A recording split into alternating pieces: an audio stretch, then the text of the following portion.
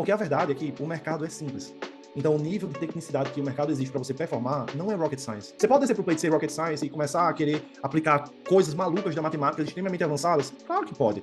Eu só acho oneroso demais. Então, imagina, você precisa ter um gasto exorbitante de dinheiro para pesquisa, desenvolvimento, para poder ter uma performance próxima, talvez, do que você teria sem ter esse gasto exorbitante fazendo rocket science. Fala pessoal, beleza? Aqui é o Vitor da Trading com Dados e eu estou muito feliz em voltar ao nosso podcast. Se você não conhecia Trading com Dados, nós somos uma empresa que faz a ponte entre a ciência de dados e o mercado financeiro. O nosso conteúdo traz aplicações de matemática, estatística, programação e ciência de dados ao mundo das finanças. Então, se você não nos conhecia, seja muito bem-vindo, tenho certeza que você vai adorar o nosso conteúdo. Não deixe de seguir a gente nas redes sociais, o nosso Instagram é @tradingcomdados, tudo junto, sem caracteres especiais. Nesse episódio, nós recebemos o Igor Medeiros. Ele é Head de Novos Negócios na Active Trades, uma das maiores corretoras do mundo, presente em mais de 170 países e negocia diversos tipos de ativos. Nós conversamos sobre carreira como quant, morar no exterior, empreendedorismo, como que é trabalhar numa grande corretora e muito mais. Então vamos lá para a nossa conversa porque ficou muito legal.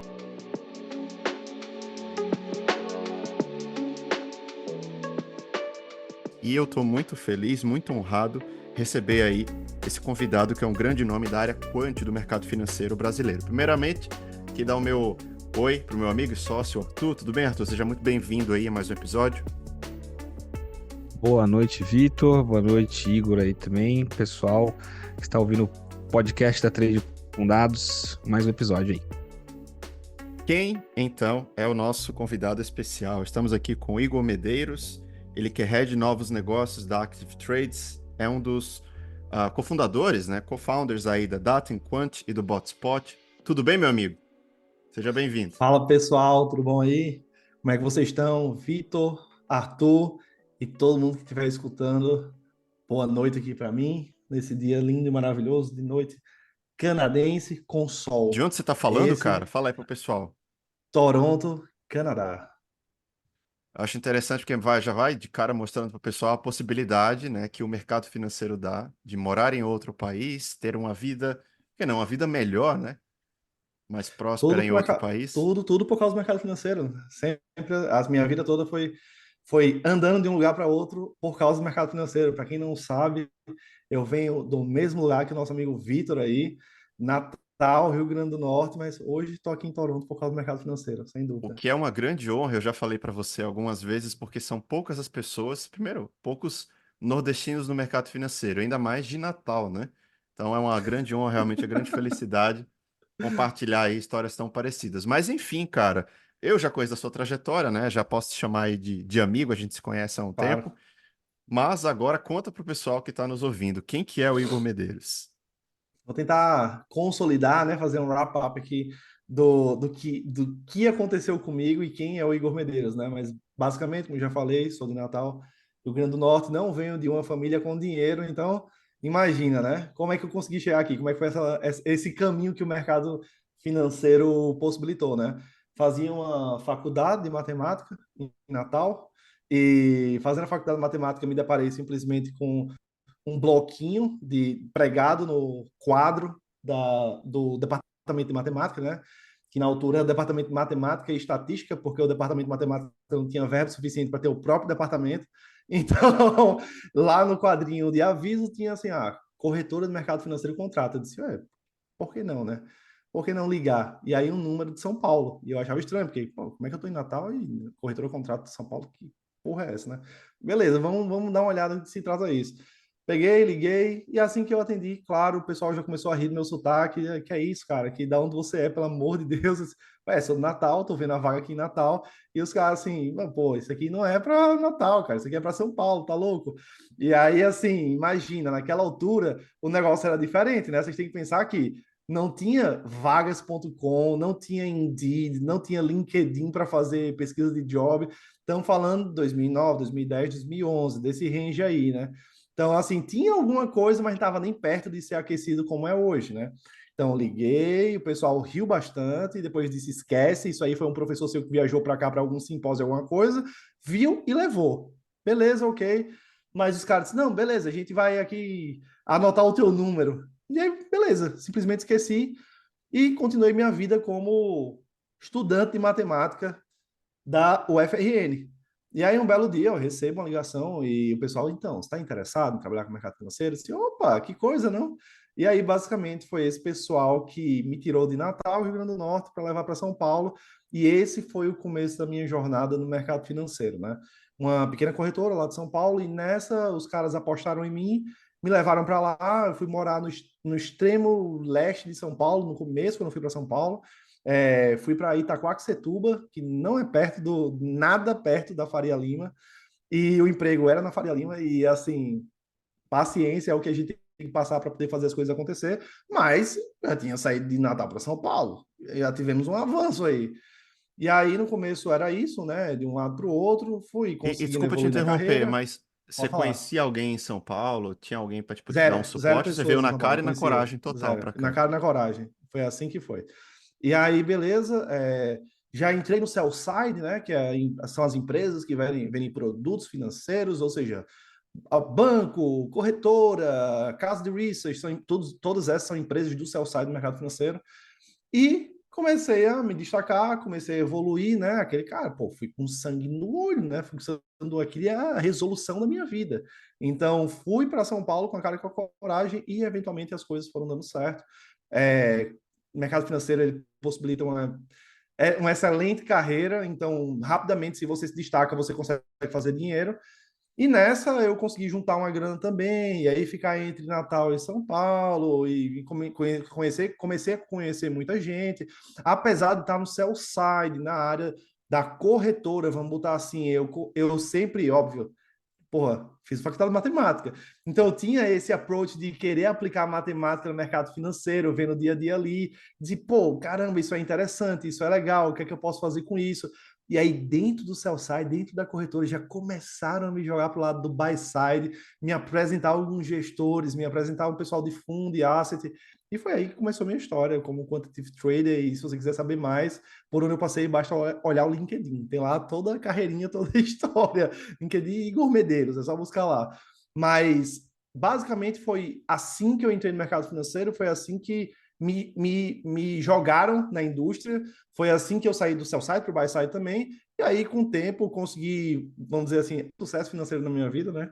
E pude conseguir parar de trabalhar para outras instituições e apostar um pouco mais em mim, né? Assim como o Vitor também tem, o Arthur tem as apostas dele que são a trade com dados. Então eu comecei a empreender no mercado financeiro, né? Prestar serviço para fundo de asset, a princípio, né? De quantitative trading, e comecei a ficar conhecido na indústria, né? Um fundo conhecia meu serviço, indicava para outro e por aí ia. Até o ponto que consegui também sair do Brasil, estar aqui no Canadá, começar a startar conversas para prestar serviço para fundos canadenses. Então, se vocês conseguem ver aqui na minha estante, não vai rolar, mano, mas esse livro aqui que o meu dedo indicador tá, que tem um rabinho amarelo, se chama Quantitative Trading do Dr. Ernie Chen. Pô, esse cara já passou aqui pela Trading com Dados.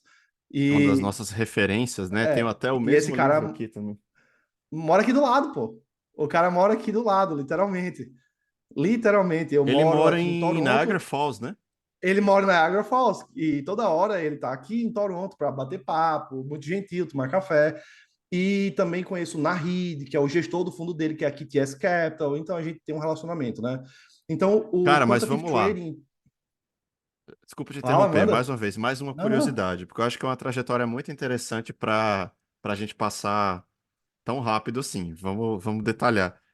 Bora. Você falou então, né, que tá fazendo matemática, você foi para o sell side e aos poucos você foi sendo jogado no buy Pro side. buy Talvez side, isso foi um sim. processo que você não esperava isso, certo? Você Não, foi. porque eu acho não, eu tenho certeza, tu passou pela XP, né, Vitor?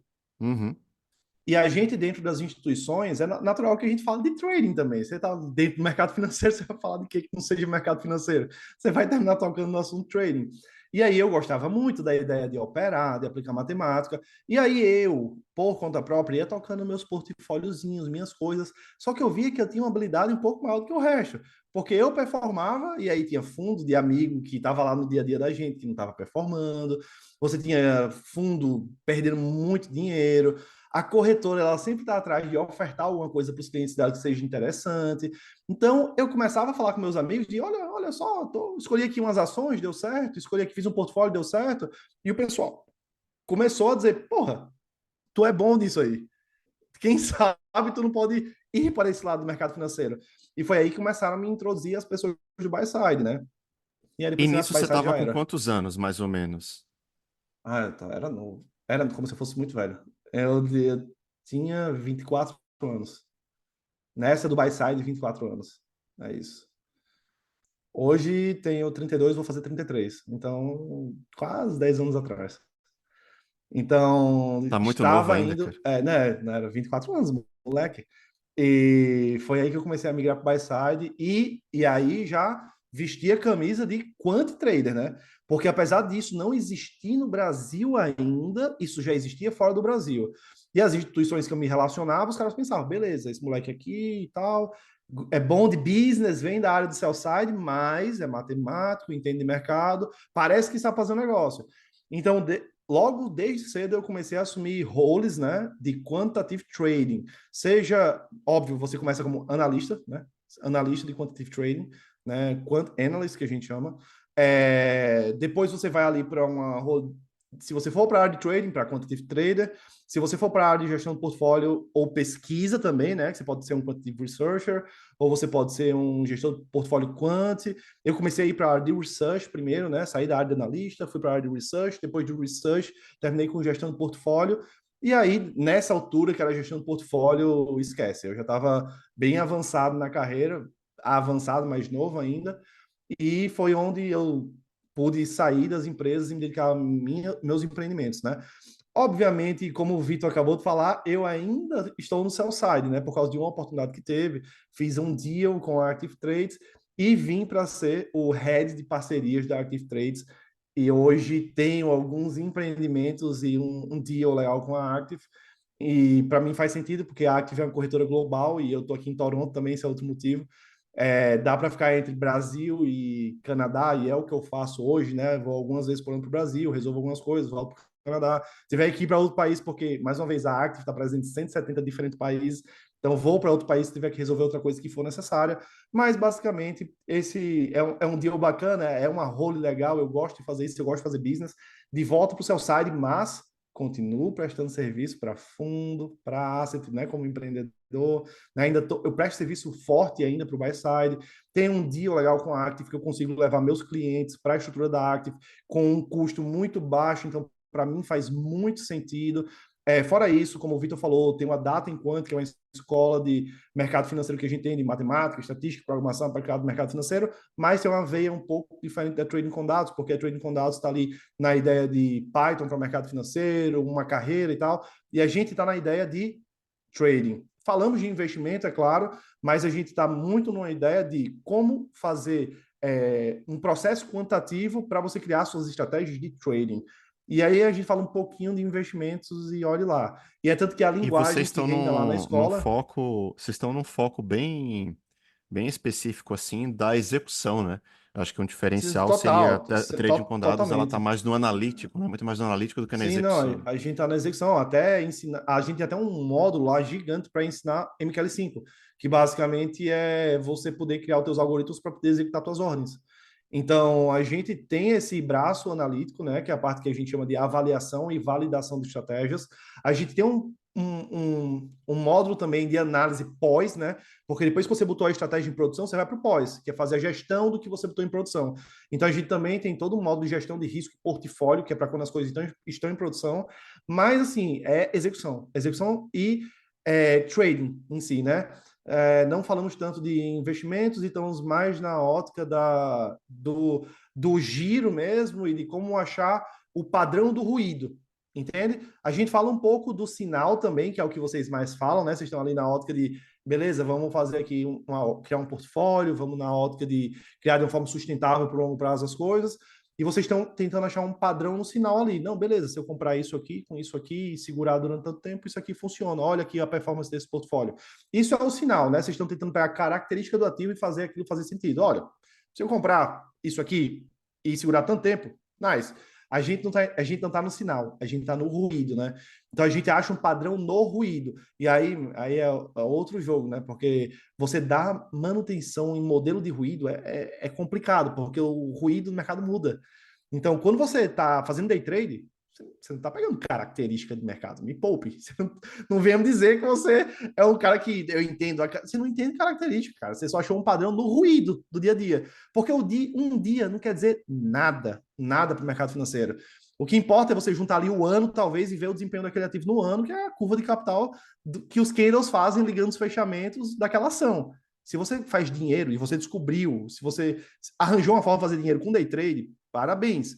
Não acho que você é um cara ninja de entender as características daquele ativo. Não, você só descobriu um padrão do ruído daquele ativo, né? Da volatilidade intradiária daquele ativo que não quer dizer absolutamente nada para o mercado E financeiro. esse padrão ele pode Então, desaparecer, né? Vai ter esse padrão do jeito que começou hoje um desaparece decay amanhã. aí, exato. Exato. Começou hoje, desapareceu amanhã. Então, a manutenção dos modelos de day trade, né? Ou modelos que a gente cria para o ruído ali, né? Modelos intradiários, a manutenção disso é muito pesada, extremamente pesada. Eu tenho uma vibe de factor investing grande, lógico, aí já é uma janela maior, estamos falando de investimentos mesmo. Já o meu sócio Caio, mano, é drogas, Cracolândia, day trade, scalping e achar esses padrões complexos no ruído do ativo.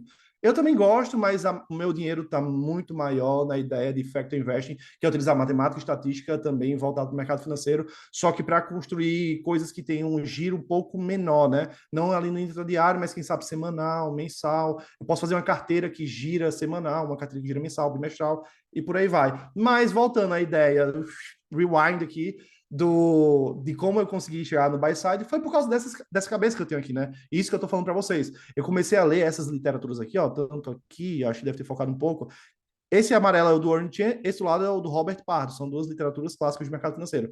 E aqui em cima também é tudo livro de mercado. Então, assim, na verdade, essa estante toda tem alguns livros de arquitetura da minha mulher, mas o que predomina aqui são livros de mercado financeiro. Ô, E Igor, então, eu não sei se o pessoal já fala, percebeu, mas assim, a sua mente é muito acelerada, cara. Eu acho que, obviamente, né, cara, tá diretamente vamos lá. proporcional ao volume da sua TDAH, inteligência. não, debatable, maybe, quem sabe. Mas Mas, TDAH ó, no talo não tem como ser diferente. Pode falar. não tem como ser diferente, realmente. Eu sei bem o que que é TDAH e as suas consequências, mas o que que eu ia falar, cara? Acho que você tem um perfil que eu admiro bastante. Acho que é um perfil de profissional, de pessoa, assim, que é muito completo. Por quê? Eu vou dizer por quê. Ah, pô, tecnicamente falando, você é um gênio, né? Então você Não, pô, conseguiu que é ali, isso. desde lá de trás, unir a parte quantitativa, de matemática e tal, e já tem um insight de aplicar aquilo no mercado financeiro. Então, tecnicamente, você já conquistou as pessoas do mercado financeiro desde lá atrás. Não seria fácil construir e ter esse track record do nada, né? Ninguém chega e fica, eu sou quant, eu sou quant, eu sou. Não, cara, você tem que ter um histórico. E você conseguiu, Sim, na até toa que porque você. ninguém faz negócio no mercado financeiro sem histórico. Exato, você Então, está eu sou tocando uma área numa obrigado a ter um corretora histórico. europeia, Sim, sim, com certeza. Com né? certeza. Então, assim, isso não vem não vem do nada. Ao mesmo tempo, cara, você é uma pessoa extremamente comunicativa, né? Olha a É sua difícil, habilidade né? de comunicação, olha a sua desenvoltura, que de fato foi também algo que chamou atenção na Active Trade, essa capacidade de relacionamento.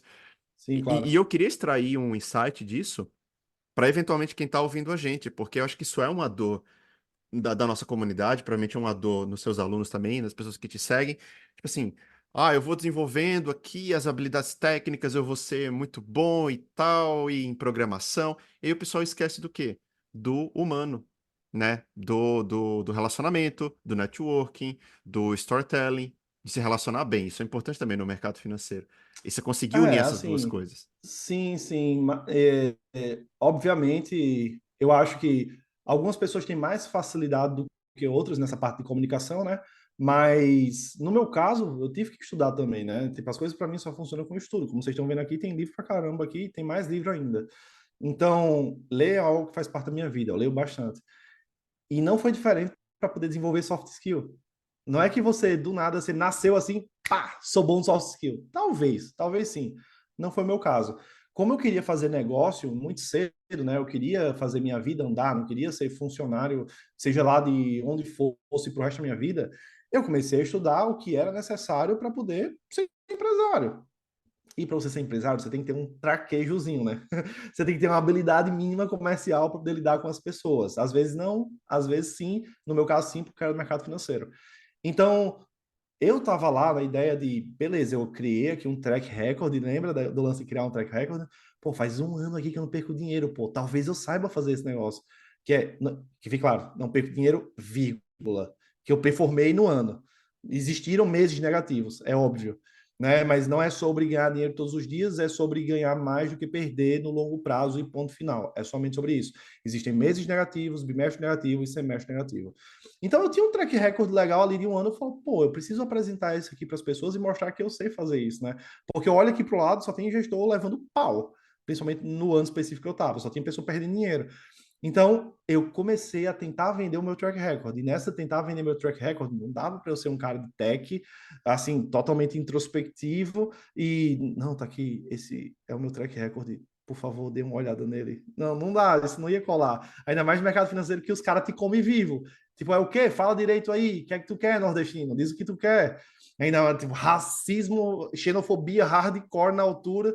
Acredito que boa parte do mercado já foi demitida, esses caras já estão aposentados, mas na altura ainda tinha muito esse traço. E tá, vai, diz o que tu quer. Então você tem que ter a habilidade de poder se desdobrar em relação a isso, né? E aí, beleza, você vai construindo, você vai lendo o livro, você vai vendo o que você pode fazer para melhorar a sua comunicação. E aí, obviamente, com a prática, né? Eu converso muito todos os dias, então, quando você conversa muito todos os dias, você desenvolve a prática de conversar e comunicar, é natural, né? E além disso, óbvio, eu tinha a minha habilidade técnica, que era a habilidade de quant, né? De aplicar matemática e estatística no mercado financeiro. Mas falando para quem está escutando a gente, cara, assim como você aprendeu a programar, assim como você, que não é uma tarefa fácil, a gente sabe, existe uma barreira para começar muito grande. Depois que você pega o jeito, é claro, você vai se educando sozinho em programação, de boa. Depois de 2 anos ali tentando aprender, uma hora você pega o jeito do negócio e dizer, Stack Overflow, que interessante, Google. Então você consegue aí resolver seus problemas sozinho. E com o tempo você vai também aprendendo a fazer isso na parte de comunicação, mas é necessário, é uma habilidade a ser desenvolvida. Todo mundo que quer escalar no mercado financeiro, eu vou dar uma triste notícia. Não dá, assim, dá, mas se você quiser fazer muito dinheiro, não dá.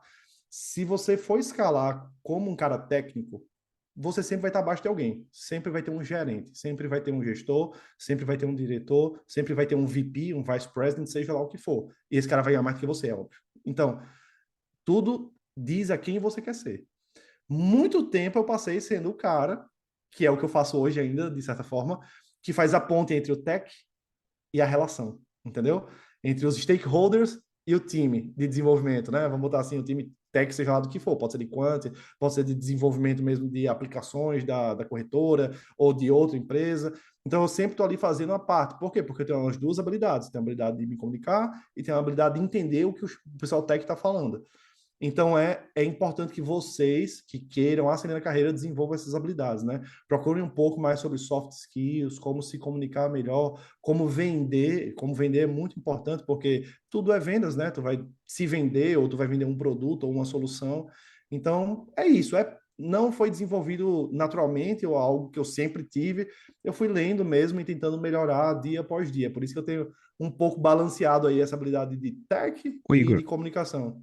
Manda, essa Arthur. necessidade que você sentiu de melhorar suas soft skills, melhorar sua comunicação, você viu isso ainda numa cadeira ali como, vamos colocar aqui como CLT, ainda sendo empregado, ou Com você certeza. já vislumbrava, ou estava na transição, ou já Não, estava numa cadeira já empreendendo?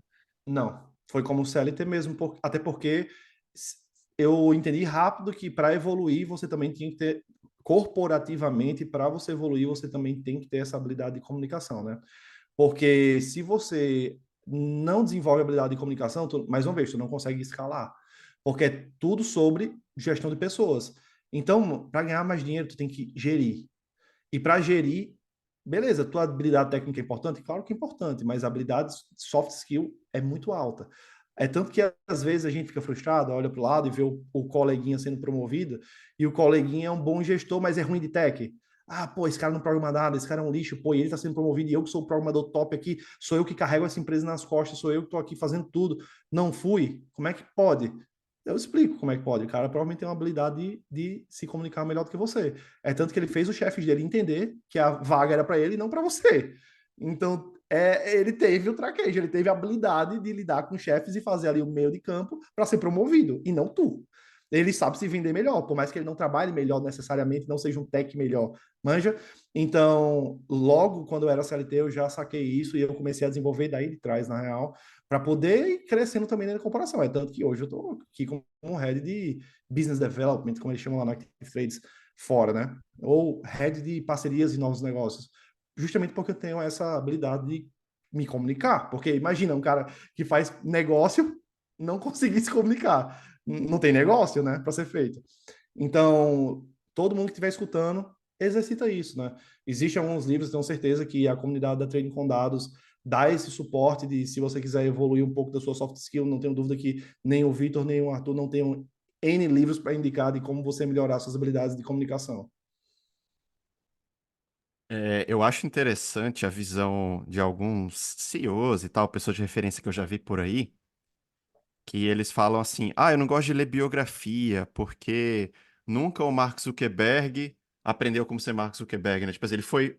Por que que eu tô trazendo isso? Porque é uma visão que às vezes as pessoas trazem, tipo, ah, cara, eu vou aprendendo só ao longo da minha vida, eu tenho que fazer minha própria história, tenho que ir dando a cara a tapa. Enfim, de fato, a gente tem que dar a cara a tapa. Eu acho que relacionamento humano é muito disso, é desenvolvimento, não tem segredo. Eu acho que um ponto que demonstra isso que você colocou muito bem aqui é a questão que você aprendeu a ser ponte, né? Acima de tudo, você é E tá tudo aquele bem. meio do caminho. E tá tudo bem, exato, porque E tá assim, tudo bem. à medida em que a gente fica técnico na nossa juventude, e aí depois a gente vai aprendendo a, como é que eu posso dizer? Compartilhar esse tecnicismo que a gente aprendeu, a gente fica muito melhor em gerenciar as aplicações desses Isso. tecnicismos que a gente aprendeu do que ficar na prática codando. Porque é Sim, muito sim, mais com certeza. rentável, né? A gente conseguir escalar isso para outras pessoas que vão, Isso. mas a gente consegue distribuir e ser ponte. Eu acho que, né, é isso que você Eu acho que falou. o primeiro ponto é você estar de bem com você mesmo, entendeu? Porque pra gente que é tech, é muito prazeroso ser tech. É muito prazeroso, ah, estudar É mais, muito entender bom mais de uma codar em área. Python, né, cara? É muito bom. É, exato, é muito bom. É muito bom você ser técnico na sua área, né? Você ali saber mais sobre aquilo, ir na especificidade, e entender muito daquela biblioteca, você é a referência, você é o cara. Beleza, mas, cara, não vai ser isso que vai resolver tua vida financeiramente falando. Então, primeiro você tem que ter se convencer de que tá tudo bem. Porque com certeza você vai ter vários amiguinhos muito melhor que você. Porque você resolveu se dedicar a conseguir fazer relacionamento. Então você está abdicando de um tempo que você deveria estar estudando, talvez, entendendo mais de documentação, de linguagem, etc., de feature, de qualquer coisa que você queira entender, para você ir para o relacionamento. Então a gente, como tech, não pode ter o ego ferido, porque o amiguinho da gente é melhor do que a gente, né? Então eu já liguei esse alerta para mim, já entendi isso muito cedo, de cara, ok, não sou eu, pô. Cadê o teu mestrado, Igor? Não tenho. Cadê o teu doutorado? Tampouco. Cara, graduação e ó, fui fazer relacionamento, faz parte. Gostaria de ter várias coisas aqui para poder ostentar? Sim, mas eu não ostento, cara. Eu prefiro que meus funcionários ostentem. Tá lá, tem uma empreitada chamada Market Wizards, que depois a gente pode falar mais um pouco. Beleza, tem doutor de matemática lá, tem doutor de física, tem cientista de dado, tem pessoa que tem mestrado, pós-doc, doutorado. Não sou eu. Tá tudo bem, eu sou a ponte. Eu só comunico um lado com o outro. E tá tudo nice. Tá tudo legal, para mim faz sentido. Eu vou lá descer pro play e conversar com os quant lá do time, que são os matemáticos, etc. Eu tenho a condição de bater de frente com eles e entender o que está acontecendo. Eu sei que eu posso ter uma conversa sóbria sobre otimização. E não estou falando só de otimização lá do MetaTrader 5. Estou falando de otimização de cálculo, diferencial integral, de como fazer a otimização de uma variável. É sobre isso também no mercado financeiro. Então, tipo, eu tenho uma condição de entender o que o Quant está falando para mim, porque eu não sou totalmente estúpido. Eu entendo alguma coisa. Então, ser essa. É importante que também existam as pessoas que são essa ponte, entendeu? Porque o cara, coitado, que é o doutor lá de matemática, ele não vai conseguir se comunicar com o stakeholder. Às vezes, sim. Na maioria das vezes, não. Tipo, o stakeholder está querendo entender, tá, e como é que isso gera mais valor para a empresa? Como é que isso dá mais dinheiro? Tipo, tu tá me falando aí de cálculo diferencial integral, de otimização variável, sai dessa, maluco. Eu tenho um diploma de administração, não sei nada que você tá me falando. Então, tipo, tem que ter uma pessoa no meio do caminho para poder fazer esse translate, né? Para poder fazer essa Total, tradução total. entre os techs e os stakeholders, que é quem financia o projeto, que são os capitalistas. Uhum. Então, é necessário ter alguém aqui no meio, e esse cara sou eu. E aí, obviamente, eu tenho minhas empresas também, que geralmente estou ou já na ideia de founder ali, de board member, ou estou na ideia também de ainda estar ativo, mas bem na parte de vendas, comercial e sempre criando pontes entre tech e stakeholders. É importante. Ô Igor, Não vamos. menosprezem isso. Isso é importante. Pontes são importantes. Com certeza, com certeza.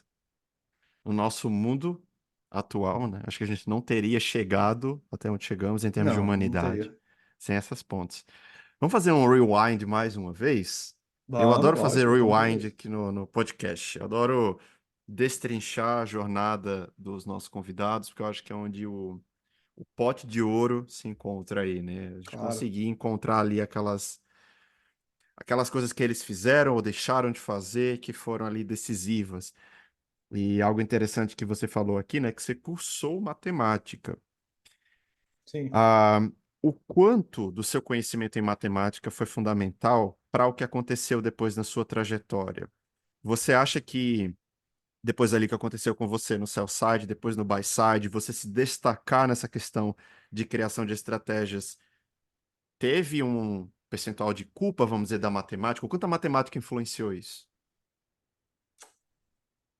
O conteúdo, eu acho que a matemática ela ajudou na criatividade mais do que qualquer coisa. Porque quando você vai para uma área de exatas, né, e ainda mais matemática, que é uma área que envolve um pouco mais de abstração das ideias e tudo mais, sim, a matemática me ajudou nessa ideia de ser criativo, basicamente. Mas a matemática em si não foi quem resolveu minha vida no mercado financeiro, foi muito mais a minha curiosidade e, claro, né, tipo, método. Então, o método ajuda muito você a achieve qualquer coisa, né? Se você tem método para estudar, método para se dedicar, se você sabe que você consegue entender as coisas, beleza, isso te ajuda. Então, eu acredito que a matemática me trouxe método, né? Me trouxe responsabilidade também de entender como as coisas devem ser. E a principal coisa, criatividade. Criatividade de abstrair ideias e dizer, olha, eu posso criar um modelo matemático aqui para operar no mercado financeiro que faz assim, assim, assado. Porque a verdade é que o mercado é simples. Então, o nível de tecnicidade que o mercado exige para você performar não é rocket science, sabe? Tipo, o nível de matemática, querendo ou não, que eu aplico hoje nas coisas, a maioria das coisas que eu tenho aqui e os quantes que estão comigo também aplicam, pô, é estatística básica. Qualquer teste que você... Existem coisas mais complexas? Claro que existe. Existem coisas mais sofisticadas? É óbvio que existe. Mas você consegue fazer um estrago com coisas simples, certo? Tipo, é possível construir portfólios sem fazer rocket science, é possível ter performance sem ser rocket science. Você pode descer para o play de ser rocket science e começar a querer aplicar coisas malucas da matemática extremamente avançadas? Claro que pode.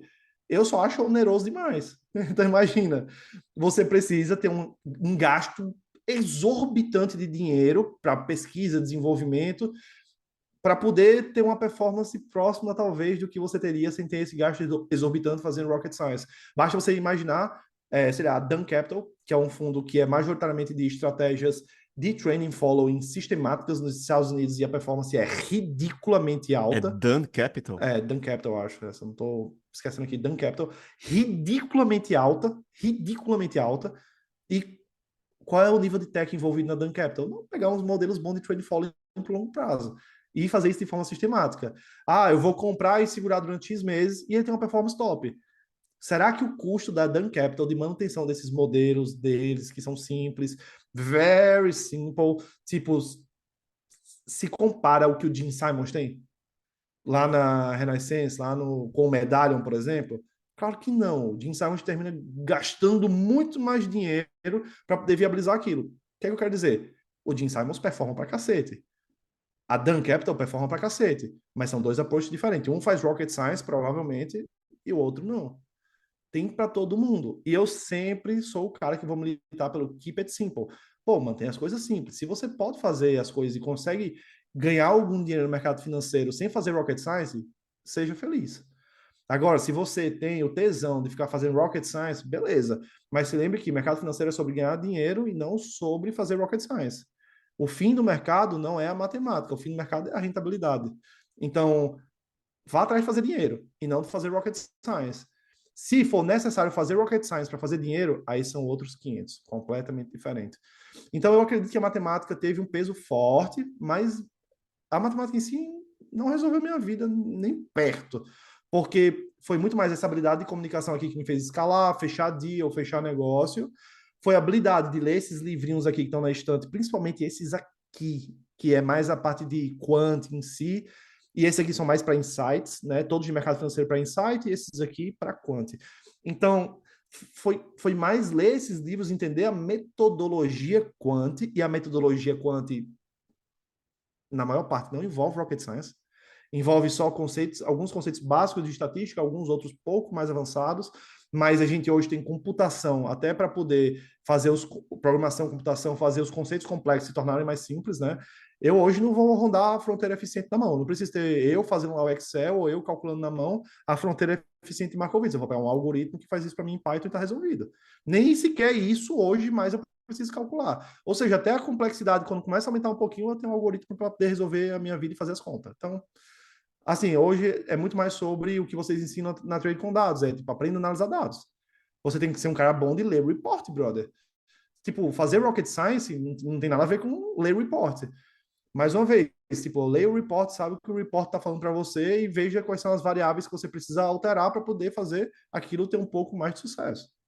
Cara, eu não sei se você sente isso aí do seu lado na sua jornada, mas do meu lado aqui, algo que eu sinto tendo feito engenharia mecânica, inclusive na mesma faculdade que a sua, a UFRN. Cara, assim, o que de engenharia mecânica eu levei para minha carreira como cientista de dados no mercado financeiro? Talvez estatística um, estatística 2, cálculo um, 2, 3, mais nada, assim. E É olhe isso. lá. Nem tudo de É cálculo, alguma isso. coisinha de álgebra linear, geometria analítica. Não sei se Álgebra, você se sente da álgebra mesma linear forma. e geometria analítica com certeza absoluta. Muito. Eu uso muito hoje álgebra linear e geometria analítica. Se eu pudesse dizer assim, e se você não tivesse feito nenhuma das cadeiras do curso de matemática e pudesse escolher só 5, sei lá, beleza, estatística 1 e 2, geometria analítica, álgebra linear e cálculo diferencial integral, valeu, falou. Ah, existem outras coisas que ajudaram? Claro que tiveram outras coisas que ajudaram, mas se fosse só pode ter essas aqui, eu teria ido para essas e já. Existem outras coisas que ajudam, que aumenta a capacidade de abstração da gente, né? Principalmente quanto mais você avança em matemática, mais você aumenta a sua capacidade de abstrair ideia. Mas, cara, no fim, conheço vários que nunca nem passaram perto de uma faculdade de tech ou de uma faculdade de exatas e desempenham muito bem no mercado financeiro, como quantes que fizeram um shift de carreira e eles mais focaram um cara que veio de economia, na maioria das vezes, e aprendeu a programar, do que foi um cara que veio de exatas, né? Não que economia não tenha exatas, você tem lá a cadeira de econometria, que aí você pode brincar de fazer rocket science, mas em geral não tem. Cara, você vai falando aí, as perguntas vão surgindo na minha cabeça. Então, eventualmente, até Arthur, se quiser me interromper também, pode interromper, porque eu vou. Você vai falando aí, eu Sinta-se à vontade, estamos aqui para conversar. vou ficando curioso. Você falou da capacidade de abstração, cara.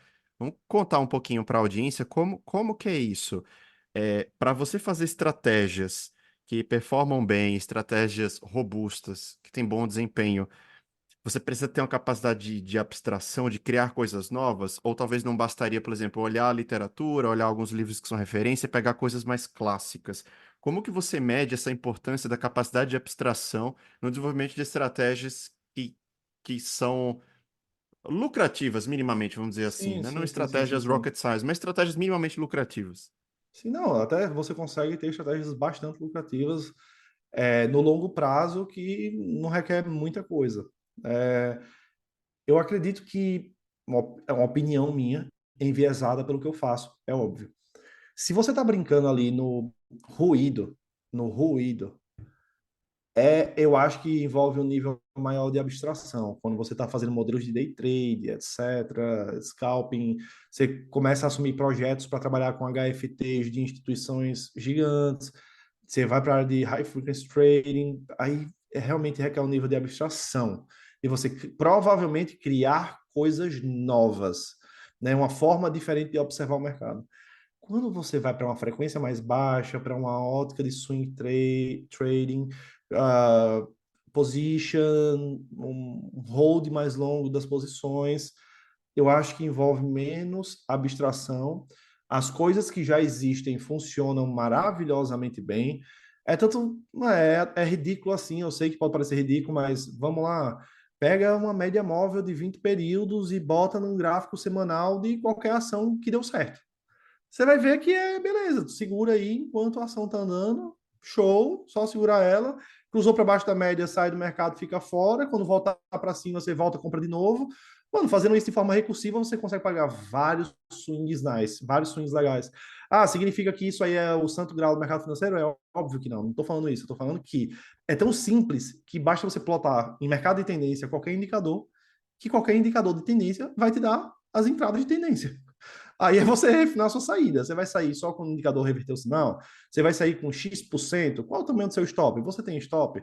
E aí você começa a refinar em cima de uma coisa que já é existente. Mas, cara, existem N coisas que você pode fazer aí junto com as coisas que já são existentes, sem ter um nível de abstração muito grande para poder fazer as coisas acontecerem.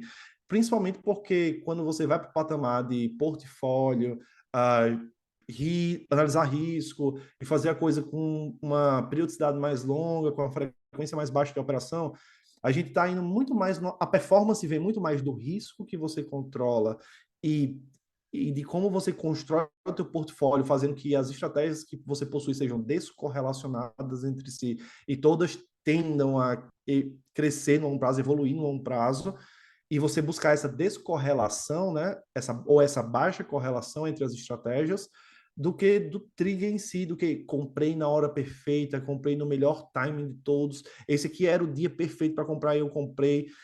É muito mais sobre você gerenciar o risco e saber quais são os ativos que compõem o teu portfólio do que esse market timing perfeito, sabe?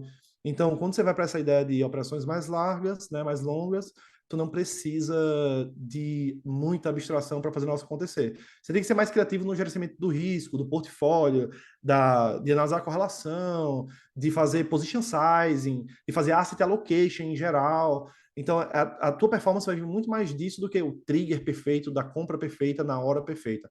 Já no day trade, aí sim, aí o teu alfa não vai vir da gestão do portfólio, talvez vem, claro, se você for um bom day trader, seja avançado, você tem várias estratégias de day trade, mas aí sim vem mais do momento, né? No day trade vem mais de acertar o time, entrar na hora certa, pegar o trade quando entrou volatilidade e por aí vai, né?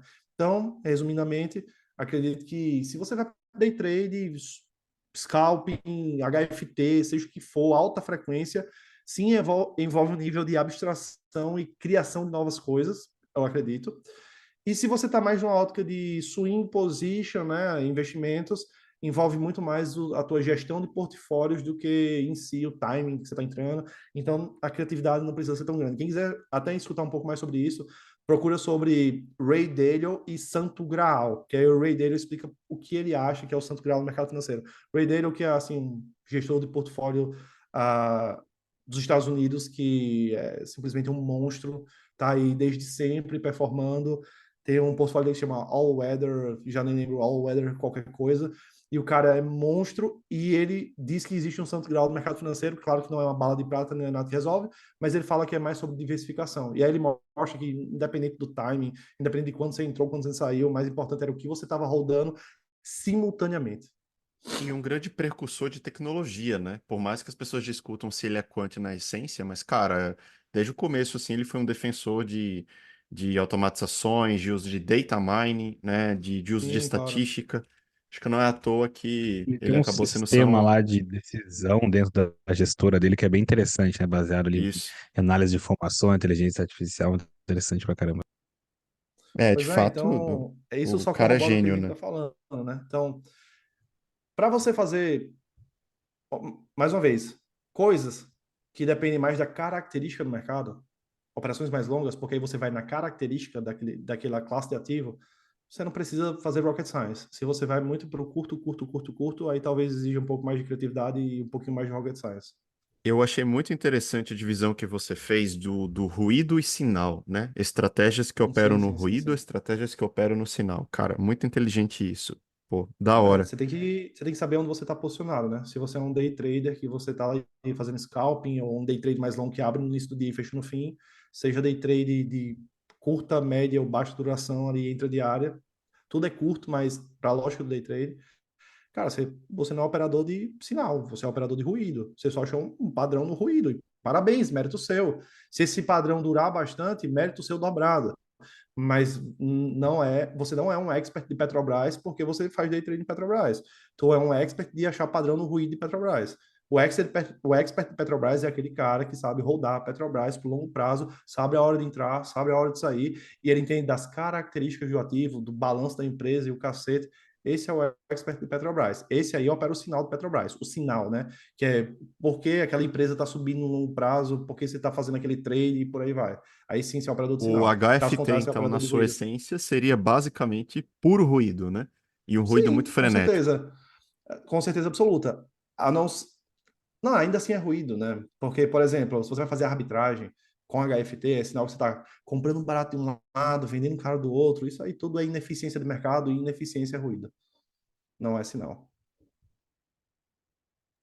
Cara, eu fiquei curioso sobre um outro aspecto aqui que você estava falando, com relação aos profissionais, né, que trabalham no mercado financeiro. E aí fazer um pequeno rewind aqui, de novo. Não, vamos Mas nessa. um aspecto que eu achei interessante, você falando assim, cara, conheço vários quants e tal, que tipo, pô, não tem mestrado, não tem doutorado, o cara eventualmente até fez uma faculdade um pouco diferente, economia e tal, ele aprendeu isso no mercado.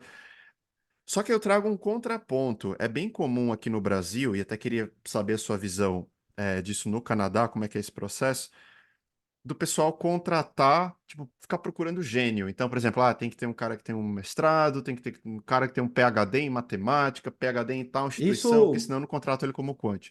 Como que é aí do seu lado, aí na realidade que você do tá? mesmo jeito. Do mesmo jeito. A questão não é essa. A questão é que no mercado financeiro, o que sobressai é a habilidade de gerar retorno. Ponto final. De que adianta o cara ser um gênio, ser um PhD, se ele não tem a habilidade de conseguir fazer dinheiro? No fim das contas, é isso. Então, todas as empresas elas vão fazer um filtro básico, que não é básico, né? Que é um filtro bem reguinha alta, que é, beleza, quais são suas credenciais? Você é formado em quê? Aonde é tua pós? Qual é o teu mestrado? Qual é teu pós-doc? Quem é você? Então, isso aqui é bastante valorizado também. Credencial sempre vai ser valorizado, sempre. Então, é a forma mais fácil, inclusive, de entrar no mercado, é com credencial. Significa que você vai se manter na posição? Não. A credencial só abre a porta para você. 2 semanas depois você pode ser demitido porque você não tem habilidade para aquilo. Mais importante do que a credencial é saber fazer o dinheiro. E aí o cara que sabe fazer o dinheiro não tem a credencial, que é o caso várias vezes. Aí o cara tem que ser bom de quê? De comunicação. Porque ele vai ter que chegar para o gestor, que ele está observando ali, seja no Twitter, seja no LinkedIn, seja onde for, mandar uma mensagenzinha para o gestor e dizer o seguinte: eu tenho um portfólio, eu sou um cara que é assim, assim, assado, sou formado em psicologia, estou aqui random, criando um perfil random. Sou formado em psicologia, tenho uma pós em qualquer coisa, mas é o seguinte, ó, faz 2 anos que eu criei um track record aqui, eu opero ações, eu criei meu portfólio aqui de forma sistemática, e eu queria uma oportunidade de poder trabalhar com você. É assim, cara, não tem pra onde correr. E se esse cara souber fazer dinheiro no longo prazo, esse cara vai ser muito mais respeitado na indústria do que o cara que é pós-doc em inteligência artificial, pode ter certeza absoluta. Porque o pós-doc em inteligência artificial pode não valer um caralho para a empresa. Só custo, na real. E tá ali, é um cara às vezes que não tem uma habilidade de se comunicar com as pessoas, é um cara que não consegue desenvolver trabalho em equipe. Então, a credencial abre a porta, mas existem outras formas de abrir a porta. E a credencial não garante que você vai performar como funcionário ou como qualquer outra coisa. Porque se você não tiver o jeitinho do mercado financeiro, se tu não tiver o sangue do olho do mercado financeiro, a credencial não quer dizer A absolutamente nada. credencial, ela é ótima para chamar atenção, né? Chama Ela tem atenção e aquele abre primeiro porta, só impacto isso. inicial, conseguiu entrevista e tal, né? É tanto que a galera que tem credencial é revoltada com a galera que não tem credencial, porque eu entendo, a galera que tem credencial se matou para conseguir aquela credencial geralmente. Para você acabar imagina, eu nem consigo cogitar, Deus me livre, eu nem quero, brother, ter um PhD em matemática, master, foda-se, eu não sou esse cara. E, tipo, os meus funcionários são esse cara, e aí beleza, eles que botaram para foder lá em mérito deles. Então, cara, é 4 anos de uma graduação, às vezes 5, dependendo da graduação, 2 anos de um mestrado, 4 anos de um doutorado, 2 de um pós-doc, só Deus sabe, ou 4, sei lá. Então, cara, olha quanto tempo de estudo, brother. Olha quanto tempo de estudo. O cara tem que ficar feliz com o que ele conseguiu fazer. Aí o que acontece? Aí esse Muitas cara que vezes trouxe longe da prática, né? não, totalmente longe da prática, completamente distante e longe da prática, porque não tem como você conseguir todas essas credenciais e estar dentro de um fundo trabalhando. Senão você não tem tempo para trabalhar. Ou você tem Sim. tempo para fazer tua pesquisa, tua research e escalar tuas credenciais, ou tu tá trabalhando no mercado, porque qualquer um que trabalha no mercado financeiro é sugado pelo mercado financeiro. Ninguém trabalha 9 to 5, ninguém trabalha de 9 a 5 da tarde. Quem desce pro play trabalhar no mercado financeiro, trabalha de 7 da manhã, 6 da manhã até 8, 9 da noite. Dá muito dinheiro? Dá muito dinheiro, mas essa é a jornada. É isso. Ô, Igor, aproveitando aqui dentro da sua timeline, como que foi essa transição para Active Trades? Como que a Active Trades surgiu na sua vida? Se puder falar um pouquinho também mais sobre a instituição. Já conheci o Rodrigo, que é o CEO da Active, por outros motivos, né? De bater papo, de amizade. E aí, numa ideia de levar mais clientes, porque eu, enfim, como eu já falei aqui, sempre prestei serviço para o buy side e para o sell side. Se eu presto serviço para o buy side, sell side nem tanto, sell side eu fui mais funcionário. Buy side não, de forma ativa eu presto serviço de gestão e manutenção de portfólios quantitativos de acordo com a tese de investimento do fundo. Ou seja, o fundo não está performando, o fundo está levando um pau, aí ele chega para mim e diz, Igor, estou tendo churn nos meus clientes estão indo embora, estou perdendo receita, tu consegue criar um modelo aqui, um portfólio com 10 ações, 20, 30 ações, que esteja de acordo com a tese de investimento do fundo, porque eu não posso sair da tese de investimento do cara. Então, eu vou lá criar o portfólio para ele e dar manutenção naquilo. Basicamente, essa é a ideia. E quem está no buy side precisa consumir serviço do sell side. Você precisa estar numa corretora para operar. E eu sempre estou, como eu faço essa prestação de serviço para o buy side, o pessoal sempre está me perguntando, pô, qual é a melhor corretora para poder aportar no mercado internacional, caso eu queira diversificar em CFDs, caso eu queira ir para o mercado internacional e também diversificar meu risco. Você cria portfólio no mercado internacional? Sim, eu crio. Tá, e aí começa o segundo passo. Qual é a corretora, então? Qual é a segura? Para onde eu vou? O que é que eu faço? E aí, de levar cliente para um lado, levar cliente para o outro e ter alguns business, o Rodrigo chegou para conversar comigo e me fez a proposta de estar como head de desenvolvimento de negócios por esses motivos, né? Porque eu, obviamente, sempre tenho clientes grandes, estou levando cliente para a corretora e também consigo abrir muita porta para, enfim, fazer mais negócio para a corretora. E aí foi por isso que isso aconteceu. E aí, obviamente, também por causa de soluções que eu trago, que a Active 3 ela aposta, né? Também promove, uma delas é a Market Wizards, que é uma plataforma que vai lançar aí nos próximos dias e a Active também está bem full on nessa ideia e está ajudando bastante a gente. Então foi Eu ia por até te isso fazer uma que pergunta já surgiu.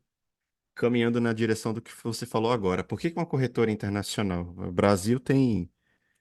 São muitas, né? Acaba que o nosso mercado é limitado, mas sei lá, uma dezena, algumas dezenas de corretoras. Mas aí, cara, você com esse network e tal, chamado com corretora internacional fora do Brasil, que brilhou o olho em termos de funcionalidade, serviços, diferenciais, produtos? Conta um pouco pra gente, nesse momento aí que você fez a transição. De estar na Active Trades, especificamente falando, o que chama Isso, que atenção nela, sim, é, foi tipo de diferencial e falou, pô, é aqui realmente que eu tenho que ir, isso que me chamou a é para atenção, cá que eu etc. quero levar meus clientes a princípio, né? Porque eu só estava na ideia de ter uma casinha para os meus clientes poderem estar bem, né? Cara, Legal. como eu sou tech, então eu consigo auditar algumas coisas. Então eu consigo saber qual é o spread que as corretoras praticam, né? Eu tenho alguns scripts desenvolvidos junto com o meu sócio, que é o Caio Valente, para saber de, pô, vamos ver aqui nessa corretora se eles estão dizendo que o spread aqui é tanto no euro SD, por exemplo. E aí a gente deixa um tracker lá olhando toda hora todos os ativos da corretora para saber qual é o spread médio da corretora. Aí você começa a ver que tem corretora que diz, meu spread médio é 0,5 pips no euro SD ou 5 pontos. E aí a gente descobre que não é 5 pontos, é 30 pontos. Só que aí ela tem as letrinhas pequenas dela que faz deixar ela botar 5. Então, você começa a executar suas ordens, tu vê que tem latência. Tu executa, tu manda comprar, tu manda vender e X tempo depois é executado. Tu vê que a corretora manipula preço, tu consegue fazer, tu consegue criar script para poder verificar esse tipo de coisa também, tu consegue monitorar várias coisas para saber se você está no ambiente seguro ou não. E aí, obviamente, a corretora, a infraestrutura da Active Trades praticamente beira o estado da arte. Assim, clicou, foi. E a Active Trades tem um EO chamado, que para mim é um no-brainer não instalar, Best Execution, que ela só te dá o preço que você pediu ou melhor que isso. Ou seja, você quer comprar mini índice a 100 mil pontos. Ou ela te dá mini índice a 100 mil pontos, aonde você quer comprar, ou ela te dá a 99.500. Por qualquer motivo que entrou uma volta no mercado, seja lá o que for, ela só pode melhorar a tua posição. Pô, se você está querendo comprar, é porque você quer que o preço suba. Você estava querendo comprar 100 mil, comprar 99.500 é top. Você comprou mais barato, teoricamente. Então, assim, numa pior dos casos, você comprou melhor ainda. Então, isso também é um impossível de não levar em consideração. Além disso, a Active Trades é multi-regulamentada. A realidade é que a maioria das corretoras de CFDs, mercado de balcão, elas são regulamentadas por países chipriota, de paraíso fiscal. Porra, não é o caso da Active Trades. Regulamentada agora, Bacen CVM. Regulamentada Portugal. Regulamentada FCA, Londres. Tipo, regulamentada em diversos países. Quer saber das regulamentações da Active Trades? Entra no site da activetrades.com, lá você vai ver. Então, corretora multi-regulamentada, isso é muito importante, sabe? E fora estado da arte na infraestrutura, multi-regulamentada, spreads muito tight, muito curtinhos, ou seja, eles não arregaçam o cliente, né? Cobrando muito, o spread é bem baixo, então isso o cliente nem Pô, e sente. você tá exposto ao mercado global, né? Eu acho que isso é Você fantástico, tem assim. acesso a todos os ativos que existem praticamente na face da Terra, né? Na No Active Trades, momento por em exemplo, a que... gente tem, cara, a Fala. gente tem as, diversas ações dos Estados Unidos, diversas ações da Alemanha, diversas ações da Suíça, diversas ações de todos os mercados. A gente tem diversos índices internacionais, a gente tem Forex, né, que é a paridade cambial, vamos botar assim na tradução, né? Forex. A gente tem mais o que? Commodities. E aí, cara, é uma infinidade de ativo. E para mim, sou quanto isso é importante. Se eu estou atuando na ótica de investimento, é mais importante dobrado, porque eu preciso ter diferentes classes de ativo dentro do meu portfólio para poder fazer o hedge. Para caso venha um ciclo horrível de ações e as ações despenquem, sei lá, eu esteja entrando num ciclo de bonds, de renda fixa, ou num ciclo de commodities, e eu possa fazer a aquisição desses ativos para fazer o hedge no meu portfólio. Agora, se eu não posso fazer a aquisição desses ativos, eu estou fodido, eu vou para o buraco junto com o ciclo ruim do mercado vigente. Se eu estou posicionado em ações, downhill, vamos lá, vamos descer 50% aqui e esperar que volte. Se eu tenho como desalavancar um pouco de ações, comprar mais renda fixa e fazer mais aquisição de algumas commodities que faz sentido ali, como ouro, ou até mesmo BTC, se eu estiver entrando numa forma de segurança, que faz um pouco de hedge ali do mercado de ações, caraca, tô bem, eu tenho esses ativos disponíveis para poder fazer essas travas, para poder me ajudar como investidor, né? Eu tenho acesso ao mundo inteiro. E é aquela velha história, beleza, tô levando um pau no Eu, que sou profissional, mano, nesse ano minha carteira de IBOV tá negativa. Tô performando mais que o IBOV? É óbvio que eu tô performando mais que o IBOV, porque é minha função como quant, como gestor, saber performar mais que o mercado. Performo mais que o IBOV? Performo, mas o IBOV tá menos 7% nesse momento, menos 8, sei lá, e eu devo estar menos 3, menos 2, uma vol muito menor. Então, assim, isso não tira o fato de que eu estou negativo. Batendo benchmark, tá positivo? Não. Então, tipo, o mercado brasileiro, ele é hard, porque o mercado brasileiro é sujeito a muitas variáveis e qualquer coisinha que mexe vai mandar E ele tudo é pro pequeno, caralho. né? E Ele ele é minúsculo. é uma vendinha na frente dos outros mercados. Agora, nos Estados Unidos, eu estou perdendo? Não, eu estou ganhando. Estou batendo benchmark, estou fazendo mais do que S&P, Nasdaq, Dow Jones e, e ganhando dinheiro. Deixa eu Mercado falar duas alemão, do mesmo razões aqui que jeito. eu acho que vão ser excepcionais para a nossa audiência. A Trade com Dados aqui sempre está muito preocupada em resolver os problemas, né? Nem sempre é possível, mas aqui a gente resolveu os problemas da nossa comunidade, eventualmente dos nossos seguidores. Eu acho que aqui tem dois pontos muito importantes. Cara, você está falando de uma plataforma tecnológica que oferece a possibilidade de trazer dados, API e tal, que é um problema, porque a gente sabe que muitos alunos acabam enfrentando essa barreira, vamos dizer, na hora da execução, né? É uma plataforma que cobre essa demanda tecnológica. E segundo, que eu acho que a demanda é mais ampla, porque assim, a gente está vivendo um momento no Brasil hoje que eu vejo muitos influencers, muita gente aí do mercado financeiro sobre a questão de ter uma exposição externa. Aí o que que acontece? Aí o cara vai lá, abre conta na corretora no lugar XYZ, tem que ficar pulverizando. Aí tem que uma conta de cada coisa, quer dizer, daqui a pouco, né, ele perde o controle. porque ele tem que ficar se expondo a tantas coisas para se livrar do risco Brasil, que a situação dele fica complicada pelo excesso de lugares diferentes. E aqui você está falando de um lugar que ele consegue ter acesso a vários mercados ao mesmo tempo. Eu acho isso fantástico. Só mais uma coisa, a gente está chegando final, a gente não tem muito tempo, né? Daqui a pouco a gente vai ter que encerrar. Faz parte. Mas, cara, tem muita coisa nova aqui que você trouxe, vários termos que eu acho que a gente, talvez não agora, né? Mas eventualmente vai ter outros momentos aqui que você vai interagir com a nossa audiência, vai explicar. Mas, por exemplo, vou tentar fazer uma pergunta só, depois eu passo para o Arthur para ver se ele tem mais algum questionamento.